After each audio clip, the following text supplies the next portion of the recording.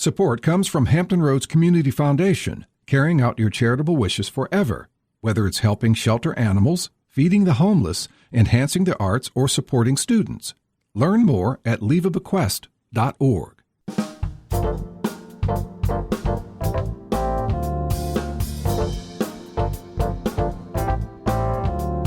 Hello, everyone. I'm Barbara Hamley. Have you ever experienced these symptoms? Sensations of a fast, fluttering, or pounding heartbeat, chest pain, dizziness, fatigue, lightheadedness, reduced ability to exercise, shortness of breath, weakness? If it happened and then went away, did you ignore it or go see your cardiologist? Up next on Another View, why these symptoms may indicate atrial fibrillation or AFib, and what can be done when your heartbeat gets out of whack.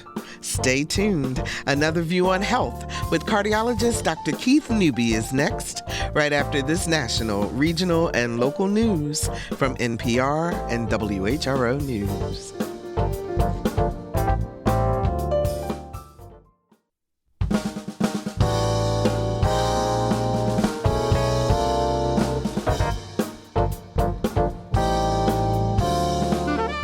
Discussing today's topics from an African-American perspective, this is Another View. Good afternoon, everyone, and welcome to Another View. I'm Barbara Hamley. Happy Thursday to all of you. Just want to give a shout out to An Achievable Dream, the Virginia Beach campus. We had a group of sophomores here with us in Another View, or here at WHRO Public Media. They are learning all about editing and radio and TV and everything else. So, glad to have them here, and just wanted to say hello. And also want to tell you a couple of things that are going on in the community before we talk with Dr. Newby and our guest about atrial fibrillation. So you need to listen up on that. But Grove Church, their men's ministry, is presenting an early detection prostate health forum. It is this Saturday, April the 29th at 9 a.m. at the Melvin O. Mariner Family Life Center, which is on West Norfolk Road in Churchland. And they are going to be raising awareness about prostate cancer and why Black men are disproportionately affected by the disease. And then it will also underscore the importance of early detection and screening among our communities of color. If you'd like to go, it is free. It's open to the public. Register at menshealth2023.pushpayevents.com. That's menshealth2023.pushpayevents.com. So that's happening with Grove Church. The Yard, it is a historical drama theatrical play, which is co-created by the African American Historical Society of Newport News and Iris Good Middleton. And she is a Hampton University professor and playwright. And this play highlights the trials, tribulations, and hard-won victories of Black shipyard workers in the Newport News shipyard.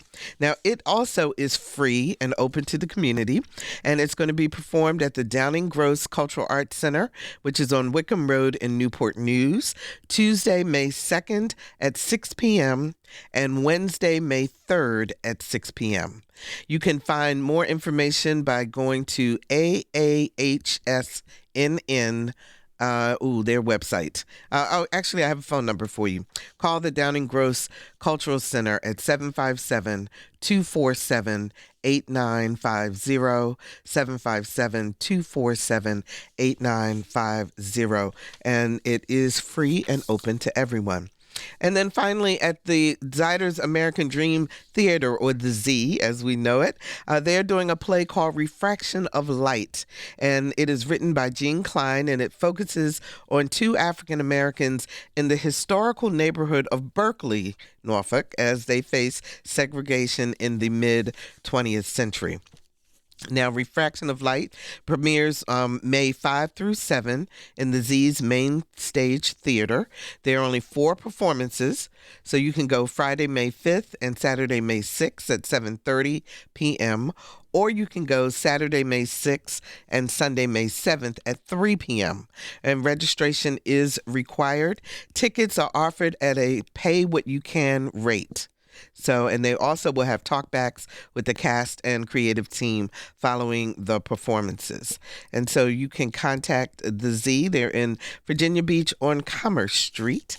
And it sounds like a wonderful opportunity to learn more about our area. So lots of things happening in addition to Something in the Water, which we know is happening this weekend. And we're going to talk about that a little bit later on in today's show. So, atrial fibrillation, or AFib, it's usually not life-threatening, but it is a medical condition that requires proper treatment to prevent stroke or other complications. So just what is AFib, its symptoms, and how is it treated? Here with some answers is our favorite cardiologist, Dr. Keith Newby, my co-host of Another View on Health. Hey, Keith. How you doing? I'm good. How are you? Oh, just rolling as usual. I know it. And Last minute Newby, they called me. And we welcome a patient of Dr. Newby's. Sebastian Morris is here to share his story about living with AFib. Hello, Sebastian. Hello. Hey, how are you? I'm doing all right today. Thank you. Good. So before we talk to you, Sebastian, just hang on for just a second. Sure. I need to ask Dr. Newby a couple of things. First of all, since we're talking about things to do this weekend, Keith, you have an event happening at Something in the Water, don't you? Yeah. What's going on? I am doing a hosting. Well, I'm the principal on a panel discussion on health and wellness. We're going to be discussing stress and how it impacts the body and how to deal with it. So I have this interesting panel discussion we're going to do. It's going to be at the 31st Street Hilton, and it's at 1 o'clock. At 1 o'clock? It's going to be 1 o'clock in the afternoon, and we're going to have vendors out there creating some nice smoothies for people that's going to be more healthy related, and we're going to have a real discussion how stress impacts the body, how to deal with stressful situations. And, this is something that we've been dealing with for a while now, kind of see how things evolve into gun violence and other things that we're seeing. And and I think how people deal with it and kind of methods they use, I think that's what we're trying to hone in on. So I have a couple of people with me, a couple of docs that's going to be on the panel from in the psychology world that's going to help us figure out how we deal with it. So my part, of course, is the medical part, but they're going to help me with the stress part. Okay, and this is tomorrow, Friday the 28th at 1 p.m., and it's going to be at the Hilton 31st Street at the oceanfront. Your guests are yourself, Dr. Christy Norwood, Tyra Taylor, Tony Lewis Jr., and Danica Royster, Councilwoman Danica Royster, and it's moderated by Stephanie Walters. So come down. It's called Rest, Recharge, and Reset. So I like that. I like that a lot. And one other thing before we talk with Sebastian and his story and about AFib, we know that we lost actor, playwright, activist Harry Belafonte this week, and he died of congenital heart failure.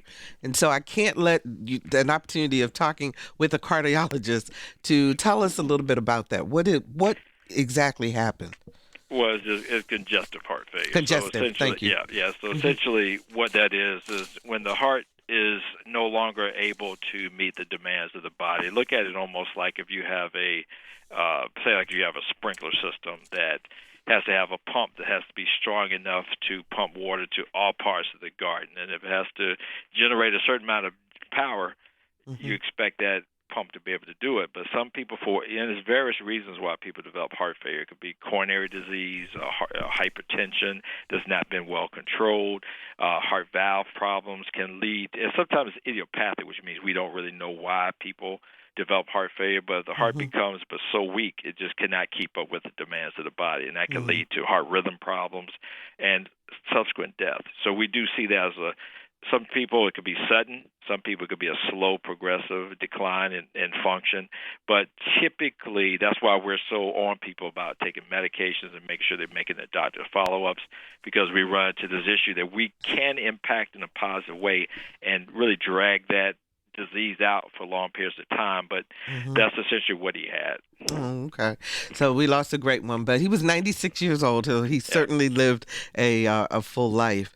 So, Keith, when I was doing my research on atrial fibrillation. You know how we always say if the world catches a cold, black folks catch pneumonia. I was really excited about the fact that AFib is not as prevalent in the black community as in the white community. And then I read, but if you get it, there are complications that can happen. So either way, we still can't. You can't catch a break. We can't catch a break. Absolutely. But what is AFib? And then I'm going to talk to Sebastian about his experience.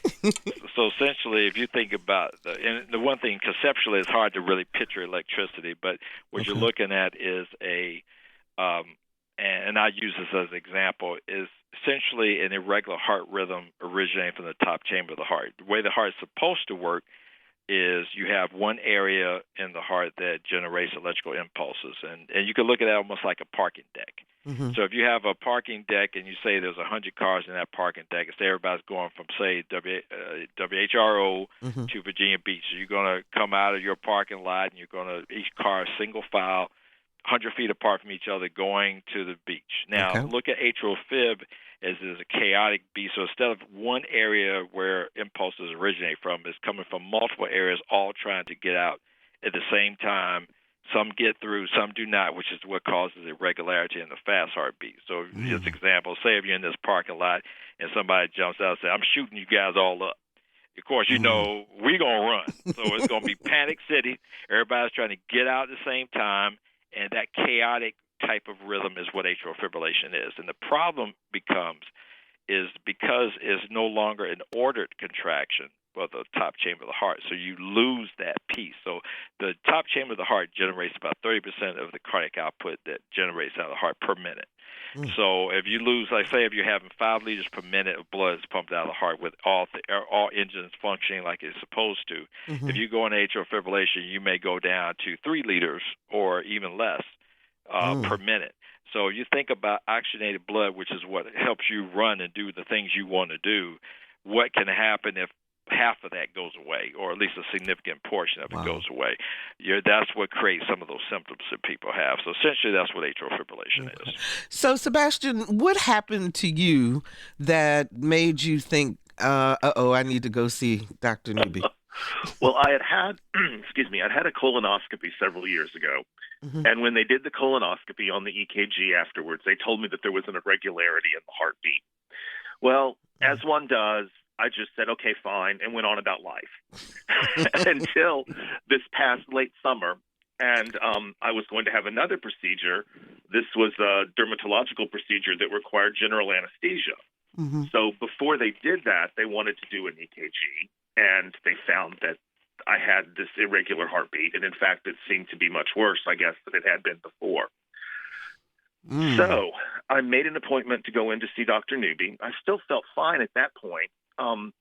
But in the interim, before I was able to get into the doctor, I made a trip to New York, where I'd lived for several years, and found that when I was much more active there, walking miles every day and that sort of thing, and I found that I just couldn't do it. I couldn't, I'd walk 2-3 blocks and I would be out of breath, and it really impacted negatively on the trip, because I was used to being able to go and do what I wanted. And suddenly here I was without a car and walking everywhere and having a terrible time. Well, about that same time, and this was in October of this past year, I started to notice that I was very, very short of breath, that I could, when I was resting, I could feel my heart beating and fluttering, that I progressively was having less and less and less energy. And so I was just fatigued all the time. So by the time I got in to see Dr. Newby, the irregularity, of course, was worse. I was exhausted. He started me on some medication, which helped very much, very quickly.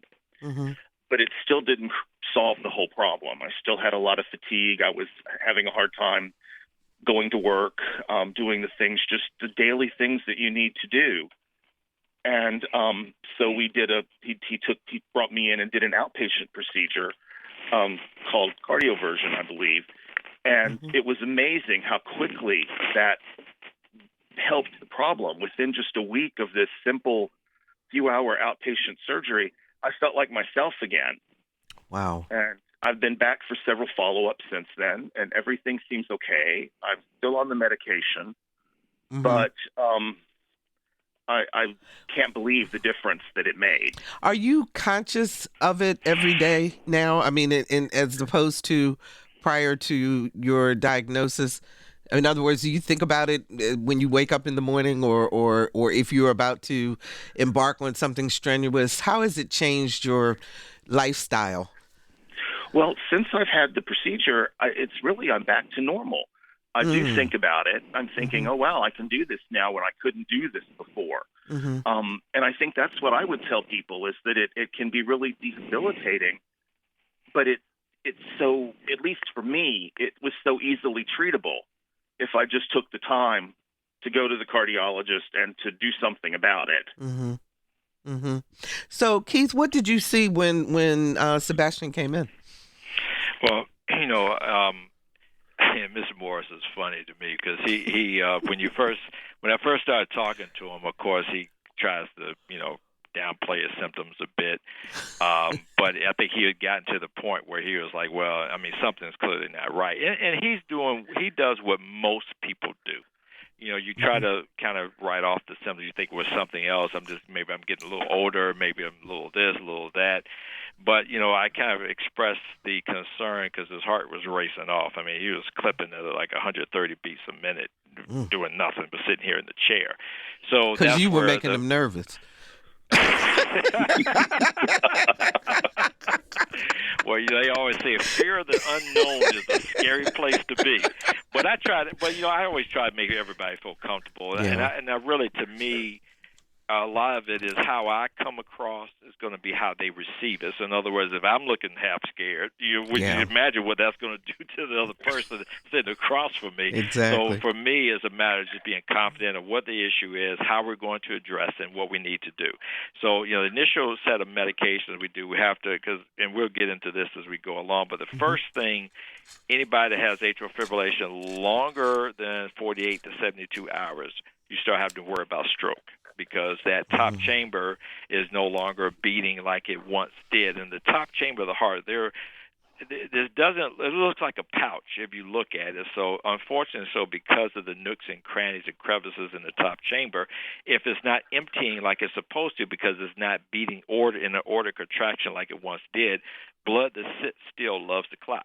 And that clot can flip off and cause nasty things to happen. So we have to immediately put people on blood thinners. That's the first thing, because we have to make sure that blood is thinned for a while before we will even attempt cardioversion. We'll talk about that in a second as well. So the first thing is blood thinners. Second thing, which is immediately follows that, is rate control. We want to slow the heart rate down. So we have to give medications that help block the number of impulses going from the top chamber to the bottom chamber of the heart. That slows it down and allows people to start feeling close to some baseline where they once were. Now, and I really tried to go with Mr. Morris to let him know, okay, this is where we're heading. This is what we're going to do first, but in the end result, this is probably where we need to go. And I mentioned to him about possible cardioversion in the first place, but I had to wait a while because I couldn't do it immediately because he hadn't been on blood thinners yet. It takes about 3 weeks to dissolve away any potential clot that may have been sitting there. So what you don't want to do is shock somebody's heart, which is what a cardioversion is, back into a normal rhythm. I know that sounds kind of Frankensteinish, but anyway, But when you shock the person's heart, when their heart starts beating like it's supposed to, and then now the top chamber starts to contract, if there's something sitting up in there, and all of a sudden the heart is contracting like it once did, it can break loose, and then they can cause. And the tip of thing it's going to do is cause a stroke to happen. So not everybody has symptoms though that has AFib. Is that right? Correct. And those are the ones that's the hardest to treat. So the one thing with Mr. Morris is cool because, he's feeling something. So, and most people, they're going to do what they need to do to feel better.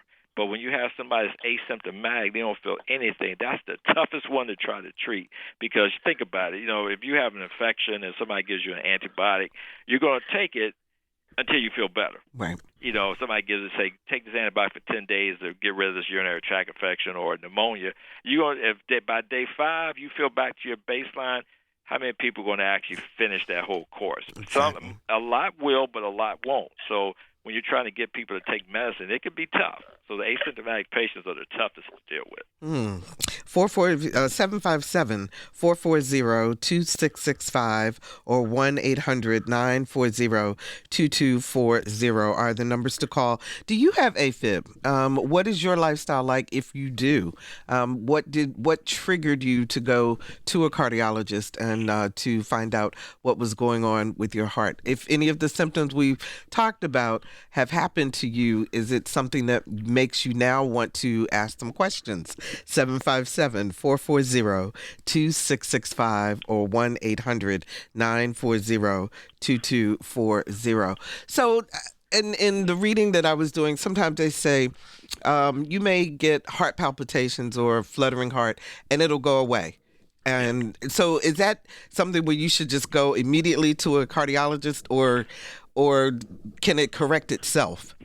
Well, I think the first thing that, just to give everybody kind of an idea of classification, the classifications of atrial fibrillation are as follows. If you have paroxysmal atrial fibrillation, and paroxysmal means it kind of comes and goes. That means if you have atrial fibrillation less than 7 days at a time, and without any intervention or with any intervention, but it's less than 7 days, that's called paroxysmal atrial fibrillation. So that could be a minute, could be a few seconds, could be a few hours, could be a few days. Persistent is when it lasts longer than 7 days. If it's continuous longer than 12 months, that's called long-standing persistent atrial fibrillation. And then permanent is when we've decided, you just can't get a person in a normal rhythm, or you've done some attempts and they just don't seem to stay in a normal rhythm, and then you have to just leave them in it. So everybody agrees that, we're going to leave you in it. That's called permanent atrial fib. So that's the first thing. So if you develop palpitations, depending on how you feel, I always tell people to recognize their signs. What medical conditions do they have? If you ask me, okay, what are the most common medical conditions associated with atrial fibrillation? Hypertension, especially that which not treated well. Forms of heart disease, if you have like heart failure or coronary artery disease or some heart valve problem, typically those are the big two. Now, untreated sleep apnea is another one. That's a big one. That's that one got my attention because I have sleep apnea, and I was wondering why the doctors were so insistent on getting that sleep test and really getting that taken care of. So because it can cause atrial fibrillation, it can cause heart failure, and it could cause hypertension. It could cause diabetes. So sleep apnea is a big deal, and a lot of people blow it off because they think it's not, but it really is. Exactly. Plus, my husband's really happy because I'm not snoring anymore. But that's another story. We're not going to talk about that. Exactly. We got some phone calls. Let's talk to Robert in Chesapeake. Hi, Robert. You're on the air. But it really is. Can you turn turn the show down, Robert, and talk to us? Yeah, I can turn it all the way down. Okay, great. You're on the air. Hi, my name is Robert. Uh-huh. I've had AFib since I've been about 4 years old. When I got into the small Coca-Cola bottles about 64 years ago and drank about 3 of them, I ended up at the hospital because my heart was racing. So I've been off of caffeine my whole life. I've never had a sip of coffee. I've had AFib on and off. And several ablations, probably 20 cardio conversions. And in 2001, I had the Mays heart procedure done by Dr. Phil Potts at Centaur Heart Hospital. And I don't have a perfect heart rhythm now. I'm in accelerated junctional, but it changed my whole life. And I feel like I'm 20 years old again. Oh, wow. And I'm 68. Okay. Thanks for sharing your story, Robert. Is that normal, Keith, that it makes you feel like you're 20 years old again? Well, you had a lot going on. I know. Tell me about it. But so what happened with him, that Mays procedure, that's an intraoperative procedure where they actually have to cut your chest open to do that. So that's almost like it really is an open heart procedure where the surgeon goes in and actually makes cuts to try to stop electrical activity. Now, we don't do that anywhere near as much as that used to be the case because the catheter technology is so much better for ablation procedures, and we can kind of talk about that as well. Mm-hmm. But so it's not, so like years ago, we used to do the maze more. We'll recommend that, but now not so much so. But when you have somebody like him whose life is so negatively affected by atrial fibrillation, and it's kind of interesting because you can't really tell who's going to have more of a problem than another person. You could have similar medical history, similar background, similar weight class, everything, but you'll find that there will be maybe one person that, they feel like they're going to die the next day, just like lousy, and then you'll have somebody else that walks around and doesn't even know they have it. Yeah.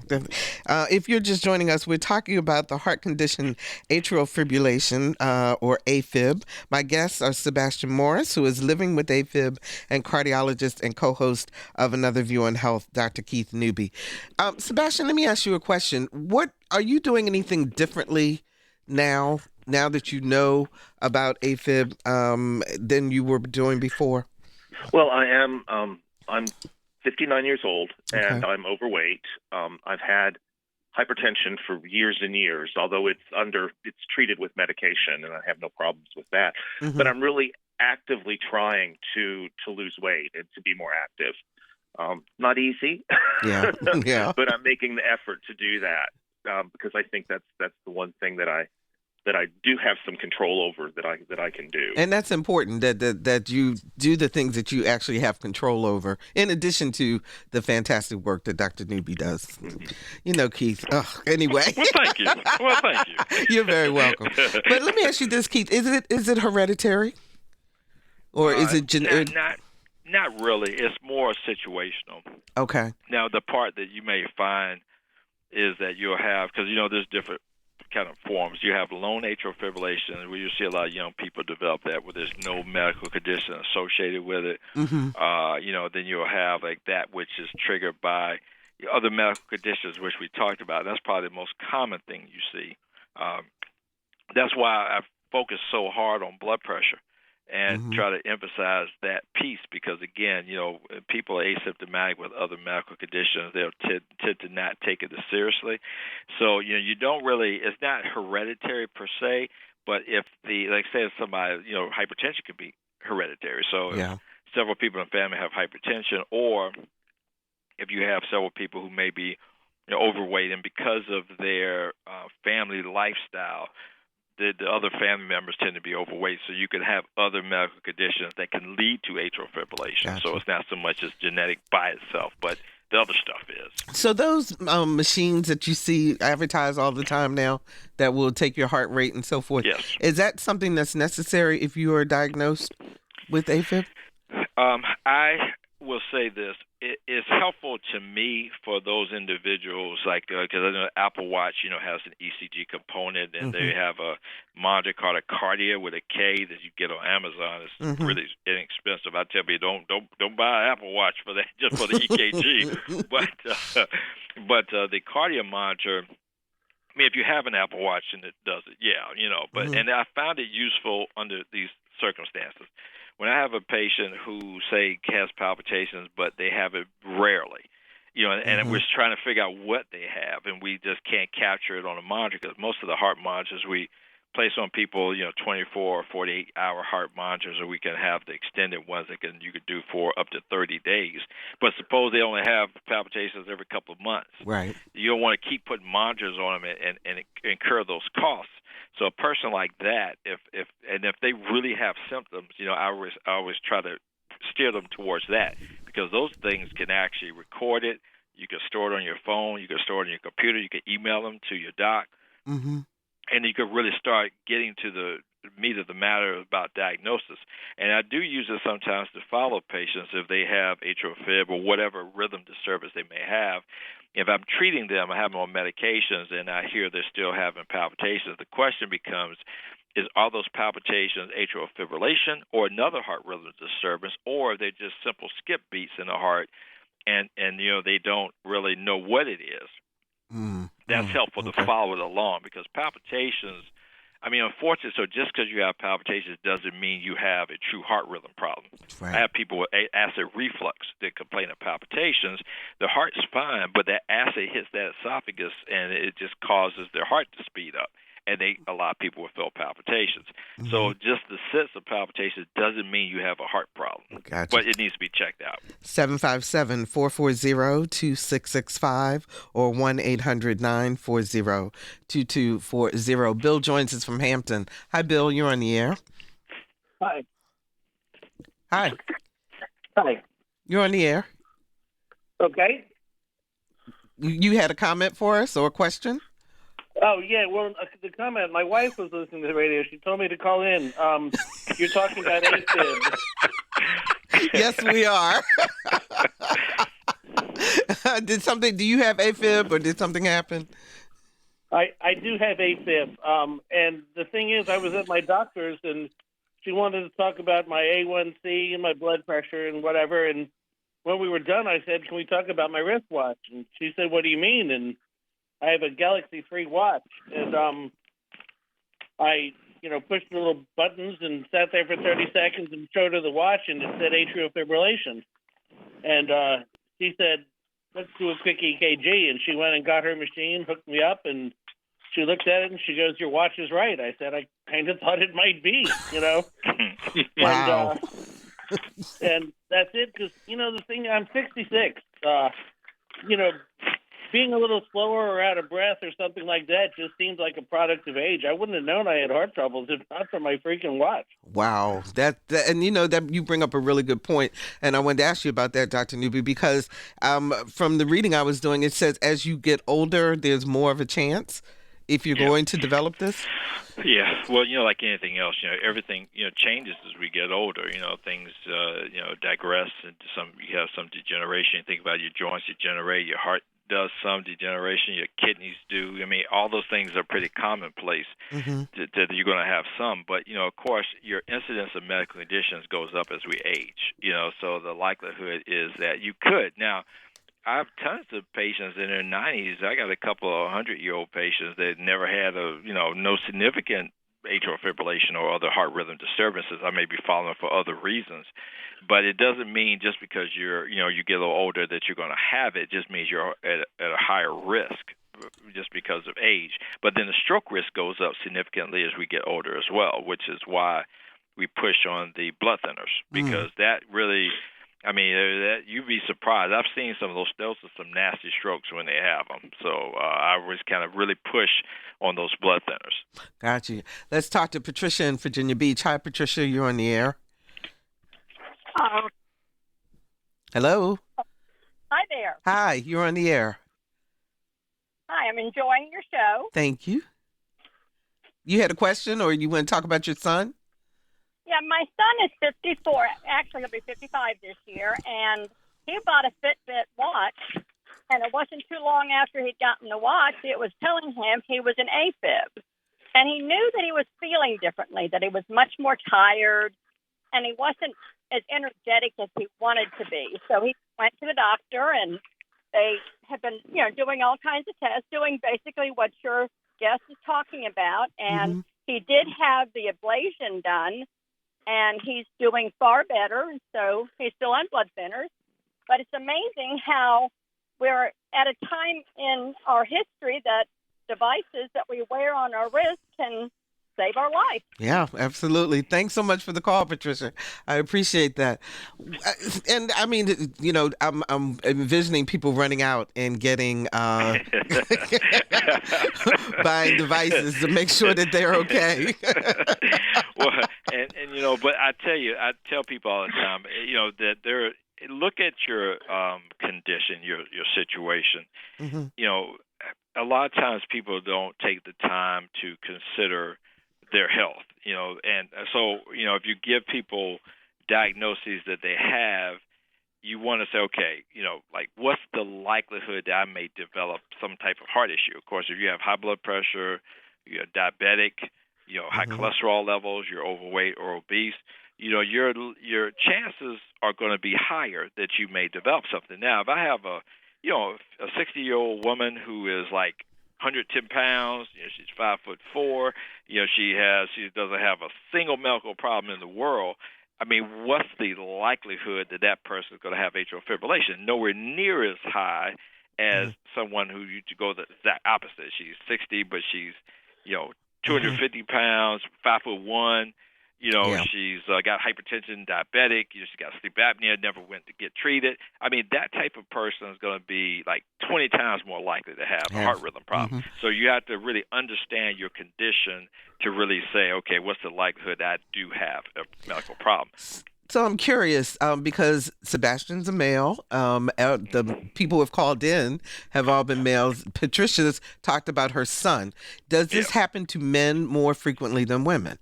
Actually, not. No, not really. I mean, I have a ton of female patients with atrial fibrillation. Ton of. I mean, it's really, this sees no difference in race, gender, or whatever. I mean, it goes across. It's like it goes both ways. I mean, the key thing that I think affects our population a little bit more is lack of treatment.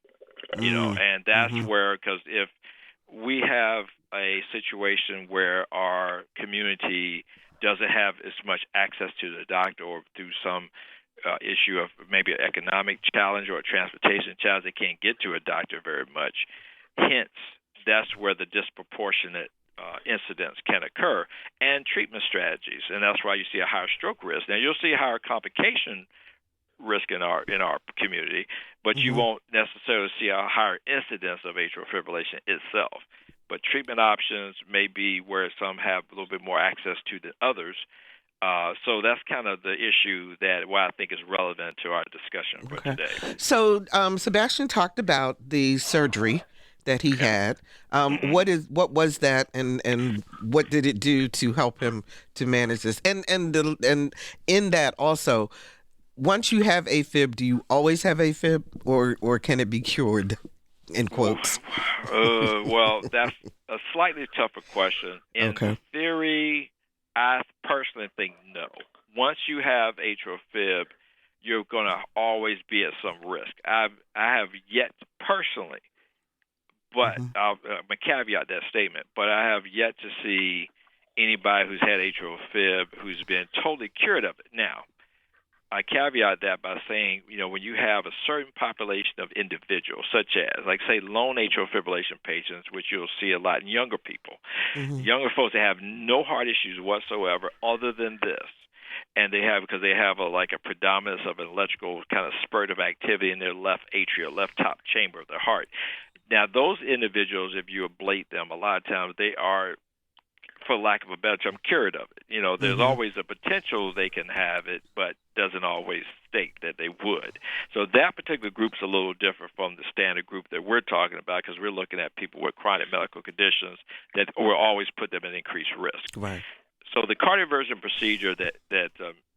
Morris had was a procedure where we bring people into the hospital. They're kind of do another little brief exam. The anesthesiologist sees them. They get an IV placed in their arm, blood pressure checks, all that, EKG monitor. We take them to a special room where they are monitored, and we have a device called a defibrillator in the room. So the anesthesiologist gives them some Michael Jackson juice and and puts them to sleep. In the right hands, Michael Jackson juice is good. That's called propofol. So in the right hands, it's very effective because it only puts them to sleep for just the length of time that you give them the medication. Once you stop it, they wake up pretty quick. I mean, it takes me all of 10 seconds to do a cardioversion. So we put a patch on the front and back of the chest. It's attached to this device called a defibrillator. And we synchronize the shock, so we have different energy levels we could do. And we synchronize the shock because what you're trying to do is shock the person's heart to stop all the electrical fronts so that everything gets stopped, and then your heart's normal activity kicks in, and then the person success rates of cardioversion, depending on certain circumstances, can be is probably about 85-90%, sometimes higher, depends on the situation. People who are just recently gone to AFibs, more healthier individuals, they're more likely going to be able to be cardioverted successfully, and that individual group, it may be 95 to 100%. Of course, sicker individuals, people with a lot more medical conditions, people that have been in atrial fibrillation longer, and that's going to be important because the longer somebody's in atrial fibrillation, the harder it is to get them out of it. So that's why early detection is so important. But those individuals, you may run into an issue where it's not as successful, or they may have recurrence where you cardiovert them, but they'll stay in normal rhythm for a bit, but they'll go right back in atrial fib, depending on what led them to be in atrial fib in the first place. So that's called a cardioversion, and it's a safe procedure. I've done so many I can't even count. I mean, literally. Wow. I mean, when I was at Duke, I did 600 when I was in my last year of fellowship, of cardioversion. So we do it all the time. So it's a very safe procedure, but it is one that you still have to make sure they're prepared correctly. They're on blood thinners appropriately. And normally I will put people on antiarrhythmics, which are medications to try to hopefully ensure success and maintain a normal rhythm after we do the procedure. So that's that one. So, Sebastian, what would you tell people to do differently if they had the same experience that you did? I would say not to wait. If someone tells you, if you're somewhere and a doctor mentions, I was having the colonoscopy, if they tell you that there's a problem, if they see something, not to just ignore it, but to go ahead and follow up on it right then so that you can do something about it before it starts impacting your lifestyle. And also, as Dr. Newby said, the longer you're in AFib, the harder it is to correct. Yeah. Is there anything, Keith, that you can't do once you are diagnosed with AFib? I mean, in terms of lifestyle? No, not really. It's just a matter of what you feel you're able to do. Because fortunately, so as like Mr. Morris said, when he went into it, his life totally changed. And his ability to do it, he just couldn't muster the energy to do it because he couldn't get his cardiac output high enough to make that impact. So it really can impact people's life significantly. And the other thing that is interesting is depending on your level of symptoms. And just like he was saying, that generally speaking, he felt, even when they told him originally, he had this problem, he didn't feel anything really. So that's probably why he blew it off. Because he said, well, yeah, they told me this, but I feel great, so I keep doing what I do. He did what most people would have done, to be honest with you. Yeah. But over time, you saw him saying that it progressed, because you think about it, if your heart's racing off, think about somebody puts you on a treadmill, turns the juice up, and then put a gate in the back, and you can't get off. And eventually, you're going to say, "I've had it," and you're going to fall because of you just can't keep that pace up for so long. And that's the issue with atrial fib. You have to be mindful of A, that it's occurring. B, that you're feeling something that's not right, and you can't just say, as I'm getting older. You can say that, but you may get yourself in a pickle. So, and you don't want to do that. So you really want to pay attention. I'm going to see if I can squeeze in one more call. Now, we only have 3 minutes left. So Nathaniel joins us from Williamsburg. Hi, Nick. You're on the air. Hello? Hi, yes, you're on the air. We got 3 minutes, so I need you to tell me your story very quickly. Okay, Barbara. This is Matt Brown. Hi. And hi. I'm a type 2 diabetic. I also have CAD. I do have AFib, and I do take blood thinner and that sort of thing. And I'm going to be 74 years old pretty soon. What I'd like to know is what type of diagnosis should I expect to hear from my cardiologist when this? I've been controlling the diabetes by food and that sort of thing, and I'm not taking any medicine for AFib other than just a blood thinner. Okay. All right. Let me let Dr. Newby answer very quickly. Go ahead, Keith. So essentially, as long as your heart rate is controlled, and meaning because some people, depending on their age and other circumstances, their heart rate, even though they're in atrial fib, may not be very fast. As long as the heart rate is controlled, and what we call controlled is somewhere around 80 to, somewhere between 60 and 90 beats a minute. If they're doing that, then the likelihood of you having a nice long life is very high. If it goes up, then that's the case. We use, and just to quickly, we use ablation procedures a lot of times where people are symptomatic and we cannot control their heart rate or their rhythm. And ablation procedures have potential to be curative. I don't ever say it's 100%, but I've seen it make significant impacts on people's life where they feel so much better after they've had an invasive procedure done, we don't recommend it in everyone, but we do recommend it in a fair number of people. So that's sure. kind of how that works. So, well, people have sent in notes, and they want to know the name of your practice, Dr. Newby, and how they can reach you. Okay. I'm Fort Norfolk Plaza Cardiology Associates, and our number is 757-624-1785 is our number. Okay, Sebastian Morris, we are so happy that things worked out for you and that you're doing well, and we wish you the best on your weight loss journey, because I'm sure Dr. Newby is keeping you on track. Thank you very much, Barbara, for having me. All right, you take care. Thanks so much. And Dr. Newby, again, tomorrow you're going to be at the Hilton 31st Street, 1 o'clock for Rest, Recharge, and Reset. And we're going to be talking about your mental health, right? Yep. All righty. So we will catch up with you next month on another View on Health, and we thank you, as always, for your time. Appreciate it. All righty. Always a pleasure. You take care, and we'll be right back. Angelica, Eliza, and Peggy, the stylists. Angelica, Peggy, Eliza. Hi, my name is Renee Elise Goldsberry, and you're listening to Another View. Daddy said not to go downtown. Like I said, you're free to go, but look around, look around. And welcome back. The Something in the Water weekend kicks off tonight with a very special event at MoCA, the Virginia Museum of Contemporary Art. It's called A Seat at the Table, and here to talk about it with us is Letitia James with the Urban League. Hi, Letitia. How are you? Hello. How are you, Lisa? This is Barbara. This is the host of the show. Barbara. Hi, Letitia. How are you? And also joining you is artist Markel Bonds. Hi, Markel. How are you? Markel is actually unable to join us. He's setting up for the event, so I'm going to speak on his behalf. If that's okay. Okay, not a problem. So tell me about A Seat at the Table. What exactly is it, and what should people expect?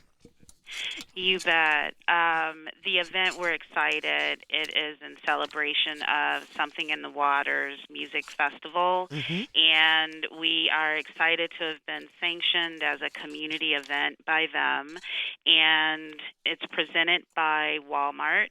And what people can expect tonight is the event is being held at the Virginia Museum of Contemporary Art from 6 to 11 p.m. We are going to be celebrating our own local and regional Black artists from every creative you can imagine, fashion designers, artists, musicians, cinematographers, and really just bringing awareness to the great work and talent that is right here in 757.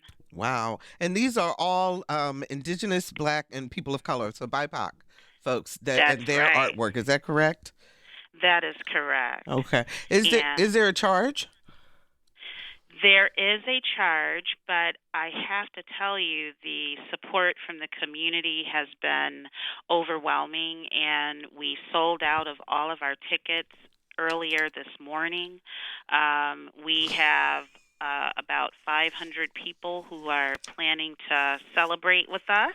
Wow. And yeah, I know we're over the moon happy. But it is a donation. It's a fundraiser for the Urban League of Hampton Roads, and our great partners with the Virginia Museum of Contemporary Art are joining us. And really, this is about utilizing our organization's platform to uplift, our platforms to give attention to equity, diversity, and inclusion. And I appreciate the support that the Museum of Contemporary Art has provided us, and a lot of the participating artists that people will hopefully be able to see today. And if not today, Virginia Museum of Contemporary Art is open to the community, and it'd be great if they could come in and still support these local and international artists like Kara Walker and LaToya Hobbs. So the exhibits that are going up for tonight's event, will they become an exhibit, a permanent exhibit, or an exhibit for a while at MoCA, or is tonight the only night you'll be able to see all of their artwork? So the local artists that we're celebrating tonight, Ashley Ronell, Chris Green, Los Car Creations, and Quirky, they will not remain here on site at VMOCA, but available on our website, both Urban League and VMOCA, and their artwork is available for purchase online. The permanent exhibits would be Kara Walker and LaToya Hobbs and other artists in residence such as Amber Pierce, Poetry Jackson, Nat Harvin. They will still be here on site. Okay. Can you describe some of the things that you've seen thus far as you guys are setting up? Can you give us a little sneak preview? Oh, yeah. I mean, what we are excited about is featuring the local artists. As I said, Ashley Ronell in Portsmouth. She has a place called Art House Noir. She does mixed media.